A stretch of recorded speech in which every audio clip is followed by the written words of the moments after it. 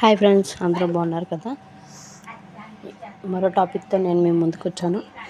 ఈ టాపిక్ అందరికీ నచ్చితే లైక్ చేయండి, షేర్ చేయండి, సబ్స్క్రైబ్ చేయడం మాత్రం మర్చిపోకండి ఫ్రెండ్స్.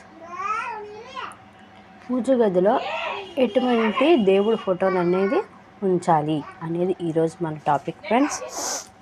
అంటే కొంతమంది సందేశాలు ఉంటాయి కదా, ఎటువంటిది పెడితే మంచిది, ఏవేవి ఉండాలి అనేది ఈరోజు మనం తెలుసుకోబోతున్నాం ఫ్రెండ్స్. ఇంట్లో దేవుడి మందిరం, పూజ గది ఏర్పాట్లోని కొన్ని ముఖ్యమైన అంశాలను పరిగణించాలి. ఫోటోలు, విగ్రహాలను ఉంచేటప్పుడు వాస్తుశాస్త్రం మరియు ఆధ్యాత్మిక దృష్టికోణం ప్రకారం కొన్ని నియమాలను పాటించడం మంచిది. పూజ గదిలో ఉండే ఫోటోలు, విగ్రహాలు విశిష్ట దేవత, మీ కుటుంబానికి ఇష్ట దేవతగా పూజించే విగ్రహాలు లేదా ఫోటోలను ఉంచాలి. గణపతి, అన్ని శుభకార్యాలకు ముందుగా గణపతిని పూజించడం మంచిది. లక్ష్మీదేవి, సంపద ఐశ్వర్యం కొరకు మహాలక్ష్మి ఫోటో, విగ్రహాన్ని ఉంచాలి. విష్ణు, శ్రీరాముడు, కృష్ణుడు, సాత్విక శక్తులు పొందడానికి వీరి చిత్రాలను ఉంచడం శ్రేష్టకరం.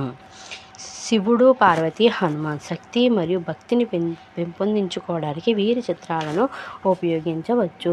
సరస్వతీదేవి, విద్యా అభివృద్ధి కోసం సరస్వతి మాత ఫోటో, విగ్రహం ఉంచాలి.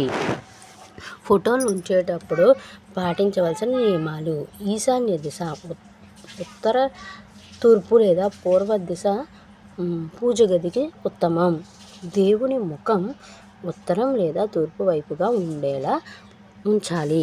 విగ్రహాలు లేదా ఫోటోలు ఎక్కువ సంఖ్యలో, దేవతల విగ్రహాలు 2 లేదా 3 కంటే ఎక్కువ పెట్టకూడదు. దేవతలు విచిత్రమైన లేదా క్రూరమైన రూపాలను గది లోపల ఉంచకూడదు. మృత్యుల ఫోటోలు లేదా పాత లేదా పగిలిన దేవతల విగ్రహ పూజ గదిలో పెట్టకూడదు. ఈ సూచనలు పాటించడం వల్ల ఇంట్లో ఆధ్యాత్మిక శక్తి పెరుగుతుంది, శాంతి, సంతోషాలు కలుగుతాయి. ఈ నియమాలు పాటించడం వల్ల అందరికీ మంచిగా జరుగుతుంది ఫ్రెండ్స్. మీకు కనుక నచ్చినట్లయితే సబ్స్క్రైబ్ చేసుకోవడం మాత్రం మర్చిపోకండి ఫ్రెండ్స్. Thank you all.